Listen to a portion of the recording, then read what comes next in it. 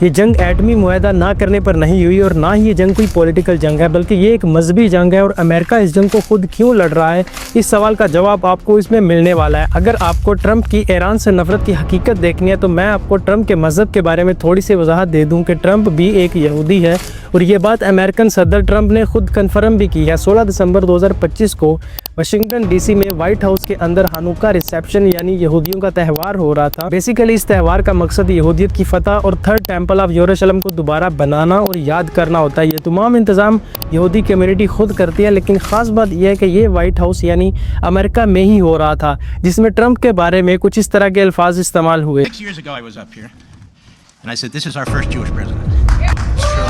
اس clip میں وہ کہہ رہا تھا کہ میں نے 6 سال پہلے کہا تھا کہ یہ پہلا یہودی پریزیڈنٹ ہوگا۔ ٹرمپ ایک یہودی یعنی جوش ہے، اس لیے ایران کے ساتھ اس کی نفرت بالکل ویسی ہی ہے جیسی اسرائیل کی ہے۔ اور جو شخص ٹرمپ کو یہ کہہ رہا ہے وہ مارک لیون ہے، اور یہ بھی کوئی عام شخص نہیں ہے۔ اس کو چھوڑو، اس کلپ سے ظاہر ہوتا ہے، آپ اندازہ لگا سکتے ہیں کہ نیتن یاہو اور ٹرمپ کس پیج پر ہیں اور ایران سے نفرت کیوں۔ اب اگلی بات، یہ جو آپریشن کیا یو ایس اور اسرائیل نے، اس کو نام دیا تھا آپریشن ایپک فیوری، یعنی تاریخی اور شدید زبردست حملہ۔ یہ آپریشن کی شروعات 28 فروری کو ہفتہ کے دن 9:15 پر ہوئی۔ تقریباً 200 جنگی طیارے اس حملہ کی پہلی لہر میں حملہ کے لیے ایران کی حدود میں ایک ساتھ داخل ہوئے اور ایران کے 500 سے زائد لوکیشن پر ایئر سٹرائک شروع کر دیں، جن میں ملٹری بیسز، میزائل سسٹم اور سب سے خاص لیڈرشپ کی لوکیشنز پر میزائل برسانے شروع کر دیے، جس میں سید آیت اللہ علی خامنائی کے کمپاؤنڈ سمیت ایک ہی لوکیشن پر 4 مختلف بلڈنگز پر گائیڈڈ میزائل سے حملے کیے گئے۔ سیٹلائٹ تصاویر میں کمپاؤنڈ میں شدید دھواں اڑتا ہوا دکھائی دیا۔ آپ کو اس سٹرائک کی ایک ویڈیو بھی نظر آ رہی ہوگی۔ یہ حملے 9:15 پر شروع ہوئے، جس سے لوگوں کو اس بات کی تصدیق نہیں تھی کہ کیا ایرانی سپریم لیڈر آیت اللہ خامنائی محفوظ ہے، کیونکہ جب 9:15 پر ایران میں سٹرائک شروع ہوئی تو اس کے بعد تقریباً 10:30 پر ایران نے جوابی حملے شروع کر دیے، جو میڈل ایسٹ میں تمام امریکن بیسز پر متحدہ عرب امارات سمیت قطر، بحرین اور سعودی ایئر بیسز اور اسرائیل کی طرف کیے گئے۔ لیکن اس وقت کے دوران بھی ایرانی سپریم لیڈر زندہ تھے، یہ کنفرم نہیں تھا۔ جب یہ حملہ ہوا اس وقت سپریم لیڈر تہران میں اپنے کمپاؤنڈ میں تھے۔ کچھ تصویریں بھی سوشل میڈیا پر ملتی ہیں، لیکن یہ فیک تصویریں ہیں جو اے آئی کے استعمال سے بنی ہیں۔ اصل میں ان کی کوئی بھی تصویر ابھی تک نہیں آئی جس جگہ پر حملہ ہوا۔ کچھ تصویریں اوریجنل ہیں، لیکن سپریم لیڈر کے حملے کے موقع کی یہ تصویریں اے آئی سے ہیں۔ لیکن سب سے پہلے نیتن یاہو نے تقریباً 2 بجے سٹیٹمنٹ دیا کہ ایرانی سپریم لیڈر نہیں رہا۔ اس کے بعد 3:36 پر ٹرمپ کا سٹیٹمنٹ آیا کہ ایرانی سپریم لیڈر اس آپریشن میں انتقال کر گیا۔ شروعات میں ایرانی ذرائع تو خاموش رہے، مگر بعد میں سرکاری سطح پر اس بات کی تصدیق کی گئی کہ رہبر اعلیٰ ایک حملے میں شہید ہو گئے ہیں۔ اصل میں جنگ کے دوران یہ بھی ایک اسٹریٹجی ہوتی ہے، جب بھی کوئی بڑا لیڈر انتقال کر جاتا ہے جنگ کے دوران تو تب تک اس بات کو چھپایا جاتا ہے جب تک اندرونی سطح پہ اس لیڈر کی کمان کوئی اور دوسرا لیڈر نہیں سنبھال لیتا۔ ایرانی میڈیا اور بین الاقوامی رپورٹس کے مطابق اس حملے میں خامنائی شہید کے ساتھ ایران کی اعلیٰ قیادت کے کئی اہم افراد بھی شہید ہوئے ہیں، جن میں امیر نصیر زادہ وزیر دفاع، محمد پاکپور پاسدار انقلاب کے کمانڈر علی شمخانی، رہبر اعلیٰ کے سینئر مشیر اور سابق security supreme national security council, یہ بھی ان کے ساتھ شہید ہوئے ہیں۔ مزید یہ کہ کچھ رپورٹس میں خامنائی شہید کے خاندان کے قریبی افراد کی شہادت کا بھی ذکر ہے، جن میں ایک صاحبزادی، داماد، بہو اور ایک پوتا شامل بتائے جاتے ہیں۔ لیکن اس کے بعد سب سے ضروری چیز ہے کہ اب ایران کی قیادت کون کرے گا۔ فی الحال جو بھی ایران کی قیادت شدہ لیڈرشپ ہے وہ کھل کر نہیں بتائی جا سکتی، الگ الگ ناموں کو جان بوجھ کر جاری کیا جاتا ہے، جن میں 4 لوگ جو سب سے قریب ہیں ان کا ذکر ہے۔ لیکن مسئلہ یہی ہے کہ خامنائی شہید کو ہٹانے کے بعد امریکہ اپنی پسندیدہ اور خود کی تیار کردہ لوگوں کو ایران پر مسلط کرنا چاہتا ہے، اور ٹرمپ اور اسرائیل کی پسند کیا ہے یہ جاننا بہت ضروری ہے۔ اب جو امریکہ نے رجیم چینج کرنے کے لیے جو ٹولہ باہر بٹھا رکھا ہے وہ یہ ہے جو ان 36 سالوں سے ایران کو کئی بار کمزور کرنے کی کوشش کر چکا ہے، اور یہ یہودیوں کی تیار کردہ پچھلے 30 سالوں میں ایران میں جتنی بار بھی رجیم چینج کرنے کی کوشش کی گئی، ایران پر اسرائیل اور امریکن اتحاد نے جتنے بھی حملے کیے وہ اس کو بٹھانے کے لیے کیے۔ اب یہ ان کا تیار کردہ کیسے ہے، اس ویڈیو کو ذرا غور سے دیکھیں۔ یہ باقاعدہ اسرائیل جاتا ہے اور یہودیوں کی عبادت گاہوں میں یہودیوں کی عبادت کرتا دکھائی دیتا ہے۔ جب بھی اس سے یہ پوچھا جاتا ہے کہ کیا آپ اسرائیل کے ساتھ مل کر امن کا تصور کرتے ہیں، اس کا مطلب ہے جو بھی اسرائیل کا مقصد ہے، کہ اس کا جواب ہاں میں ہوتا ہے۔ بلکہ اتنا ہی نہیں، یہ بھی مانتا ہے کہ ورلڈ وار 2 ہوئی تھی، ہم نے ہی ان یہودیوں کو پناہ دی تھی جو وہاں سے فرار ہوئے تھے۔ لیکن پھر بھی ایران میں رجیم چینج ابھی بھی ممکن نہیں ہے کہ یہ رجیم چینج ہو، کیونکہ ایران کی عوام موجودہ قیادت کے حق میں بہت بڑی تعداد میں مظاہرے کر رہی ہے، جبکہ ایران کے سپریم لیڈر جو اس ریجن کے سب سے زیادہ دیر تک اپنے ملک کو رول کرنے والے لیڈر تھے، تقریباً 36 سال تک ایران کے سپریم لیڈر آیت اللہ علی خامنائی شہید ایران کے ملٹری، ایران کی جوڈیشری اور ایران کی فارن پالیسی کے سربراہ تھے۔ اس قیادت کی طرف سے یہ حملے ہونے سے پہلے اس حوالے سے چند افواہیں تھی کہ شاید سپریم لیڈر موجودہ قیادت میں سے اپنا جانشین مقرر کر چکے ہیں، لیکن یہ افواہیں ہی ہیں، اس میں کوئی حقیقت نہیں ہے، کیونکہ یہ ایران کی قیادت کی جانب سے کہیں پر بھی آفیشیل طور پر اناؤنس نہیں کیا گیا، بلکہ انٹیلیجنس اور میڈیا میں افواہیں ہیں، اسپیکولیشن، اور میڈیا میں یہ کہا گیا کہ خامنئی نے اپنے بیٹے سید مجتبیٰ خامنئی کو بیفرڈ سیکسور کے طور پر دکھایا، لیکن یہ کسی بھی ایرانی آفیشیل اناؤنسمنٹ میں نہیں تھا، بلکہ ایران میں لیڈر جس طرح سے منتخب نہیں ہوتے، سپریم لیڈر کے بعد اسمبلی آف ایکسپرٹس کی میٹنگ کے بعد ہی نیا لیڈر منتخب ہوتا ہے۔ فی الحال جو بھی ہے وہ حالت جنگ کی وجہ سے مقرر ہے۔ ایران کے سپریم لیڈر نے کہیں پر بھی رسمی طور پر اپنا جانشین مقرر نہیں کیا، لیکن جو میڈیا میں افواہیں ہیں وہ ان 4 شخصیات کے بارے میں ہیں۔ پہلے نمبر پر مجتبیٰ خامنئی، جو ایرانی سپریم لیڈر کے بیٹے ہیں، ان کی عمر تقریباً 60 سال ہے۔ اکثریت بحث میں ان کا نام بھی آتا ہے کیونکہ وہ اپنے والد کے قریب اور ایران میں ایک بااثر شخصیت ہے اور پولیٹیکل اور ملٹری میں اپنا ایک بڑا اثر رکھتے ہیں۔ دوسرے نمبر پر ہے صادق لاریجانی، ان کی عمر تقریباً 62 سال ہے، جو کہ سابق عدلیہ کے سربراہ اور سینئر عالم دین ہیں، مذہبی اعتبار اور عدالتی نظام کی وجہ سے کافی مضبوط امیدوار سمجھے جاتے ہیں۔ تیسرے نمبر پر ہے محمد احمد باقری، یہ بھی ایک سینئر مذہبی اور عالمی ایڈوائزری کونسل میں اتھارٹی کی وجہ سے کافی امکان رکھتے ہیں، لیکن عوام میں ان کی شناخت بہت کم ہے۔ شخصیت کا اثر جیسے ایک لیڈر کا ہوتا ہے ویسے ان کا نہیں ہے، اس لیے ان کے امکان بہت کم ہیں، لیکن ایک نام یہ بھی ہے۔ چوتھے نمبر پر ہے علی رضا عرافی، سینئر عالم دین اور مذہبی استاد بھی ہیں۔ کچھ ماہرین نے ان کا نام بھی لیا کیونکہ یہ مذہبی کونسل میں ہائی رینکنگ پر ہیں۔ یہ وہ 4 شخصیتیں ہیں جن کا نام خامنئی شہید کے بعد آتا ہے، لیکن جو ٹولہ باہر تیار کر رکھا ہے وہ اس کو مسلط کرنے کے لیے کسی بھی حد تک جا سکتے ہیں کہ ایران میں جو نئی قیادت ہے اس کو بھی نشانہ بنایا جا سکتا ہے، کیونکہ اگر سید آیت اللہ علی خامنئی جیسی شخصیت کو ٹارگٹ کیا جا سکتا ہے تو ان 4 ناموں پر بھی یا قیادت جو بھی فیصلہ کرتے ہیں ان پر بھی حملہ ہو سکتا ہے، یا نئے منتخب لیڈر کے لیے بھی آسان صورتحال نہیں ہوگی۔ دوسری طرف جلا وطن ایرانی رضا پہلوی نے ایرانی عوام سے اپیل کیا کہ وہ اسلامی جمہوریہ کے زوال دعوے کے تناظر میں دوبارہ سڑکوں پر آنے کے لیے تیاری کرے، اور ملک کی فوج، پولیس اور سیکورٹی فورسز سے کہا کہ وہ مذہبی قیادت سے علیحدگی اختیار کر کے اس عمل کا حصہ بنے، جیسے انہوں نے مستحکم اور محفوظ عبوری مرحلہ قرار دیا۔ یہ رپورٹ ایران انٹرنیشنل نے دی ہے۔ ایرانی عوام سے اپنے پیغام میں رضا پہلوی نے کہا کہ احتجاج دوبارہ شروع کرنے کا وقت قریب ہے۔ فی الحال لوگوں سے گھروں میں رہنے، پرسکون رہنے اور ان کی جانب سے دی جانے والی واضح ہدایت کا انتظار کرنے کی اپیل کی ہے۔ اس شخص نے سیکورٹی فورسز سے کہا کہ انہوں نے ایران اور ایرانی عوام کے تحفظ کا حلف اٹھایا، نہ کہ اسلامی جمہوریہ اور اس کی قیادت کا، اور خبردار کیا کہ اگر انہوں نے اپنا رخ تبدیل نہ کیا تو وہ سپریم لیڈر آیت اللہ علی خامنئی اور موجودہ نظام کے ساتھ ڈوب جائیں گے۔ رضا پہلوی نے ایران کے خلاف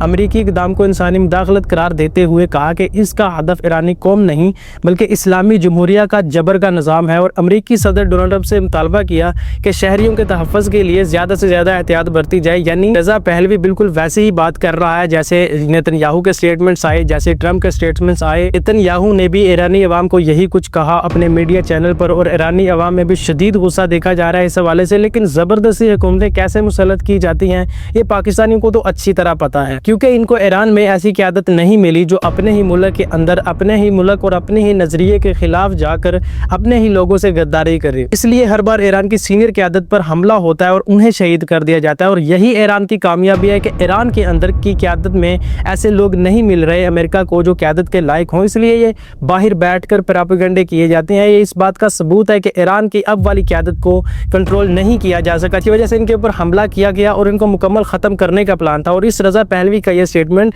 اس بات کو واضح کر رہا ہے کہ واقعی یہ اور جو اس کا مکمل ٹولہ جو نظریں جمائے باہر بیٹھا دیکھ رہا ہے کہ کب امریکہ کی طرف سے گرین سگنل ملے تو یہ ٹولہ فوراً مسلط کر دیا جائے۔ دوستوں بات جاتے ہیں ایران کی موجودہ کیپیسٹی پر۔ ایران نے 20 سال سے بھی زیادہ وقت میں اس جنگ کی تیاری کی ہے۔ امریکہ 21ویں صدی کی جنگ لڑنے کے لیے تیار نہیں۔ اس تجزیے کے مطابق جس طرح یہ جنگ آگے بڑھ رہی ہے، ایران کو امریکہ پر کئی اسٹریٹجک برتریاں حاصل ہیں۔ حقیقت یہ ہے کہ اس وقت یہ امریکہ اور ایران کے درمیان ایک طویل تھکا دینے والی جنگ یعنی وار آف اٹریشن بن چکی ہے۔ ایرانی اس تصادم کے لیے 20 سال سے تیاری کر رہے ہیں۔ اپنی مذہبی فکر اور نظریہ آخرت کے تناظر میں ان کے نزدیک عظیم شیطان کے خلاف جنگ ہے۔ انہوں نے اس سے پہلے بھی کئی مشقیں کی ہیں۔ گزشتہ جون میں 12 روزہ جنگ ہوئی تھی جس میں ایرانیوں نے اسرائیل اور امریکہ دونوں کی حملہ آور صلاحیتوں کا جائزہ لیا اور انہیں پرکھا۔ اس کے بعد انہیں 8 ماہ مکمل تیاری کا وقت بھی ملا۔ ایران نے اپنے اتحادی گروہوں حوثی، حزب اللہ، حماس اور شیعہ ملیشیاؤں کے ذریعے امریکی ذہنیت کو بخوبی سمجھ لیا ہے، اور اب ان کے پاس امریکی طاقت کو کمزور کرنے اور بالآخر امریکی سلطنت کو ختم کرنے کی حکمت عملی موجود ہے۔ ایران دراصل صرف امریکہ سے نہیں بلکہ پوری عالمی معیشت کے خلاف جنگ لڑ رہا ہے۔ وہ خلیجی تعاون کونسل GCC کے ممالک کو نشانہ بنا رہا ہے۔ وہ امریکی اڈوں کے ساتھ ساتھ ان کی توانائی کے بنیادی ڈھانچے پر حملہ کر رہا ہے۔ آگے چل کر وہ پانی کو صاف کرنے والے پلانٹس کو نشانہ بنا سکتا ہے جو ان ممالک کی شارگ ہے، کیونکہ ان کے پاس قدرتی تازہ پانی نہیں ہے۔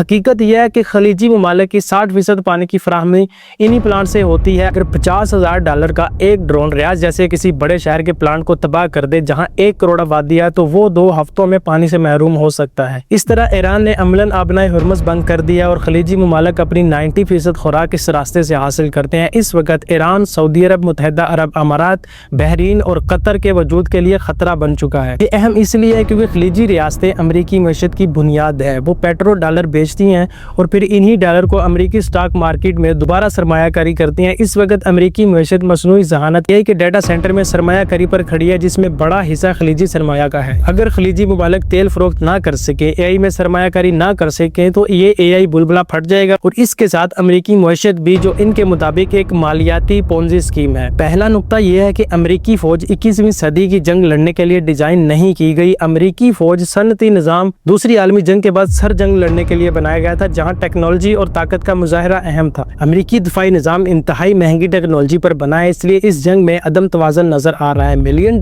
के मिसाइल $20,000 के ड्रोन को गिनाने की कोशिश कर रहे हैं, जो लंबे अरसे तक ले जाने के लिए कोई समझदारी वाली बात नहीं। ये अमरीकी नाकाबिल शिकस्त होने के तासर के खात्मे का आगाज है, जो सर्द जंग के बाद अमरीकी बालादस्ती की बुनियाद थी। ये ना सिर्फ आलमी मईशत बल्कि पेट्रो डॉलर और अमरीकी रिजर्व करेंसी के खात्मे की भी अलामत है। दुनिया कसीर कतबी निज़ाम मल्टीपोलर वर्ल्ड की तरफ जा रही है। अगर अमेरिका ईरान में ज़मीनी फ़ौज भेजता है तो ये इसके लिए तबाहकुन हो सकता है, मगर सिर्फ फ़िज़ाई हमलों से कभी भी किसी मुल्क में हुकूमत की तब्दीली नहीं हुई। ज़मीनी फ़ौज लाजिम होती है। अगले चंद माह में अमेरिका पर दबाव बढ़ेगा कि वो गुरिल्ला वार शुरू करे। गुरिल्ला वार ज़मीनी जंग को कहा जाता है, यानी अमेरिका अपनी फ़ौज ज़मीनी रास्तों से ईरान के अंदर दाखिल करे और वहाँ पर फ़ौज भेजे, ख़ास तौर पर खलीजी ममालिक इसराइल की तरफ से। अगर खलीजी रियासतें गिर गई तो पेट्रो डॉलर ख़त्म हो जाएगा। इन ममालिक के पास 2 रास्ते होंगे, या तो ईरान को अरबों डॉलर देकर जंग रोकी जाए, या फिर अमेरिका ज़मीनी फ़ौज भेजकर ईरानी खतरे का खुद सामना करे। अमेरिकी अवाम ज़मीनी जंग के बहुत ज़्यादा खिलाफ हैं और इससे अमेरिका में बहुत बड़े पैमाने पर एहतजाज हो सकते हैं, और ये जो हमले हुए हैं इनकी भी 78% अमेरिकी नेशनल्स जो है वो मुखालफत करते हैं। मेरा हमेशा से मौक़िफ़ रहा है कि सऊदी अरब और इसराइल दोनों ईरान में हुकूमत की तब्दीली चाहते हैं। सऊदी अरब के लिए ईरान ज़्यादा बड़ा वजूदी खतरा है, क्योंकि सऊदी मईशत मुकम्मल तौर पर तेल पर चल रही है, जबकि ईरान एक थियोक्रेसी है जो सऊदी बादशाह के खिलाफ है। ईरान हौसियों की मदद करता है जो सऊदी अरब के लिए मसला रहे हैं। सऊदी मईशत इस वक्त दबाव में है। वो टूरिज्म, ई स्पोर्ट जैसे मनसूबों के जरिए मईशत को बदलने की कोशिश कर रहे हैं, मगर ये कामयाब नहीं हो रहा। इसलिए सऊदी अरब पूरे मशरकी वस्ता के तेल पर कंट्रोल चाहता है। मैं समझता हूँ कि वो रिपोर्ट दुरुस्त हो सकती है। शायद आपने भी सुनी होगी कि सऊदी अरब ने ईरान पर हमले के लिए दबाव डाला क्योंकि वो इसराइल और अमेरिका को अपनी फ़िज़ाई हदूद इस्तेमाल करने दे रहा है। इस सवाल अहम है कि ये सब क्यों हो रहा है। मेरे नज़दीक 3 मुमकिन वजूहात हो सकती हैं। पहले नंबर पर तकब्बर। तारीख में सल्तनतें इस तरह रवैया अख्तियार करती हैं, जल्दी कामयाबी हद से ज़्यादा एतमाद पैदा करती है। दूसरे नंबर पर अंदरूनी सियासी फ़ायदे के लिए। अगर अमेरिका को इस जंग से फ़ायदा नहीं मगर ट्रंप को ज़ाती तौर पर इसका फ़ायदा हो सकता है। सऊदी अरब ने जेरेड किशनर के फंड में $2 अरब लगाए। इसराइली शख्सियात ने भी ट्रंप की माली इमदाद की। अगर जंग बढ़ी और इमरजेंसी इख्तियार मिले तो वो सियासी फ़ायदा उठा सकते हैं। तीसरा नज़रिया है आखिरत और खुफिया ताकतें। एप्स्टीन फाइल्स से जाहिर होता है कि दुनिया पर खुफिया ग्रोह हुक्मरानी करते हैं। कुछ लोग उन्हें इल्यूमिनाटी कहते हैं। इनके नज़दीक मशरकी वस्ता की जंग आखिरी ज़माने के मंसूबे का हिस्सा है, लेकिन एप्स्टीन फाइल के चलते हुए जंगों का शुरू हो जाना सोचा समझा मंसूबा लगता है। एप्स्टीन फाइल में ये घिनौने खेल कैसे ब्लैकमेलिंग थी, इस पे ज़्यादा नहीं, लेकिन कुछ चीज़ें आपके साथ ज़रूर शेयर करूंगा। मिडिल ईस्ट में अभी अचानक से 2 जंगें शुरू हो गई। लगता है ऐसे है जैसे एप्स्टीन फाइल को अभी इन जंगों में दबाया जा रहा है। इस दुनिया के सबसे बड़े जो बिग ब्रदर है वो जानते हैं असल में चल क्या रहा है। टाइमलाइन जिसे जंग के चलते सब भूलते जा रहे हैं। 19 फरवरी को प्रिंस एंड्रयू को एप्स्टीन ताल्लुकात पर गिरफ्तार कर लिया गया। 24 फरवरी को बिल गेट्स ने एप्स्टीन ताल्लुकात पर माफ़ी मांगी। 26 फरवरी को हैरी ने गवाही दी। वर्ल्ड इकोनॉमिक फोरम के सदर ने इस्तीफा दिया। 27 फरवरी को बिल क्लिंटन ने गवाही दी। 7 दिन में वेस्ट के सबसे बड़े स्कैंडल बेनकाब हुए। फिर क्या हुआ? इस दिन पाकिस्तान और अफगानिस्तान की जंग शुरू हो जाती है। जो अफगान और इंडियन प्रॉक्सी दहशतगर्द है, पाकिस्तान उन पर हमला करता है। अगले दिन अमेरिका और इजराइल इत्तेहाद में ईरान पर बहुत बड़ा जंगी महाज खोल देते हैं।